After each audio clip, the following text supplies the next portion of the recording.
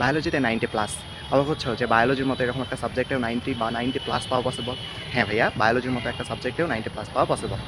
প্রথম কথাটা হচ্ছে বায়োলজি এমন কোনো সাবজেক্ট না, বাংলা, তারপরে বিজিএস, ইসলাম শিক্ষা এগুলোর মতো এমন সাবজেক্ট না যেখানে তুমি বানায় বানায় সব কিছু লিখতে পারবা। এখানে তুমি 10 বা 20% জিনিস বানায় লিখতে পারবা, তারপরে ওগুলোর উপর তোমার ভালো ধারণা থাকতে হবে, তাহলেই কেবলমাত্র তুমি বানায় 2 থেকে 3টা সেন্টেন্স লিখতে পারবা। আমি তোমাদেরকে বলবো কিভাবে তোমরা লিখলে বা কোন স্টেপগুলো ফলো করলে বায়োলজিতেও 90+ পাবা। প্রথম যে কথাটা সেটা হচ্ছে তোমাদের ক নাম্বার নিয়ে। ক নাম্বারে কেমন কোশ্চেন আসে? ওয়ান ওয়ার্ড অ্যান্সার বা ডেফিনেশন টাইপের। ওয়ান ওয়ার্ড অ্যান্সারটা কেমন? রক্ত কেন লাল হয়? তো এখানে হচ্ছে হিমোগ্লোবিনের কারণে। এখানে মূল ওয়ার্ডটাই হচ্ছে হিমোগ্লোবিন। এখানে আমরা অনেকে মনে করি যে বানান হয়তো বা বায়োলজিতে ভুল ধরে না, কিন্তু এরকম ওয়ান ওয়ার্ড যে অ্যান্সারগুলো আছে সেগুলোর ক্ষেত্রে তোমার বানানটা মেইন। ওকে, বানানটা তোমার সঠিক হইতে হবে।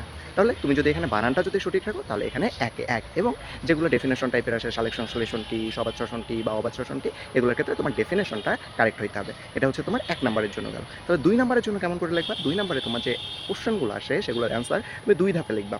ফার্স্ট ধাপ হচ্ছে তোমার ডেফিনেশন। ধরো এখানে কেমন কোশ্চেন আসে, সালেকশন সলিউশন বলতে কী বোঝো বা শোষণ বলতে কী বোঝো। ফার্স্ট স্টেপ হচ্ছে তোমাকে এখানে 2 স্টেপে অ্যান্সার করতে হবে। ফার্স্ট ডেফিনেশন, প্লাস ওই ডেফিনেশন সাপেক্ষে তোমার একটু এক্সপ্লেনেশন করা লাগবে।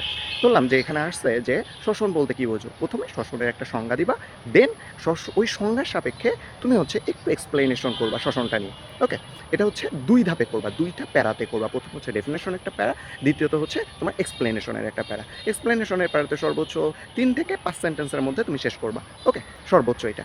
তারপরে আসি এখন আমরা গ নাম্বারে। গ নাম্বারের কোশ্চেনগুলো দেখবা অলওয়েজ তোমার এমন টাইপেরই কোশ্চেন আসে যেগুলোতে তোমার চিত্র মাস্ট বি দেয়া লাগবে। যেমন কেমন আসে?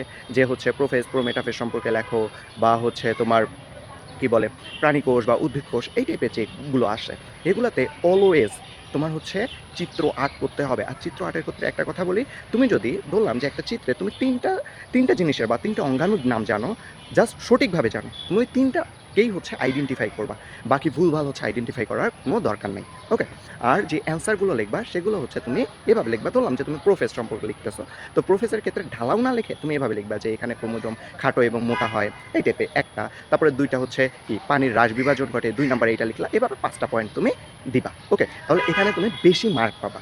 ওকে, পয়েন্ট করে দিলে আসলে বেশি মার্ক পাওয়া যায়।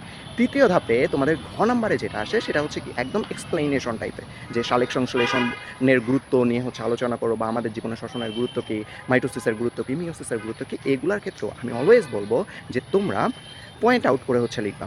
এখানে কয়টা পয়েন্ট দিবা? 7 থেকে 10টার মধ্যে হচ্ছে পয়েন্ট ইউজ করবা। যেমন সালেকশন সলিউশনের পয়েন্টগুলো, গুরুত্বের পয়েন্টগুলো কেমন হইতে পারে? সালেকশন সলিউশন আমাদের জীবনের জন্য গুরুত্বপূর্ণ, এটা তো তুমি দিলা। সালেকশন সলিউশনেরটা কী, এটা ডেফিনেশনটাও তুমি দিলা। তারপরের কোশ্চেনটা তোমার হবে পয়েন্ট। ফার্স্ট পয়েন্টটা হচ্ছে এরকম হবে যে হ্যাঁ, এটার জন্য আমরা কী পাই? অক্সিজেন পাই, এটা একটা গুরুত্ব। তারপরে এটা কী করে? কার্বন ডাই অক্সাইড শোষণ করে। সো পরিবেশে হচ্ছে কার্বন ডাই অক্সাইডের কী রক্ষা থাকে? ভারসাম্য রক্ষা থাকে। যদি তোমরা এই স্টেপগুলো যদি ফলো করে যদি লেখো, ইনশাল্লাহ তোমরা একটা কোশ্চেনে এখানে টিচারের আসলে কাটার কোনো জায়গাই নেই যে মার্ক কাটবে তোমার। তার মানে কি তোমরা একটা কোশ্চেনে 10-এ 10 পাওয়া পসিবল ইনশাল্লাহ।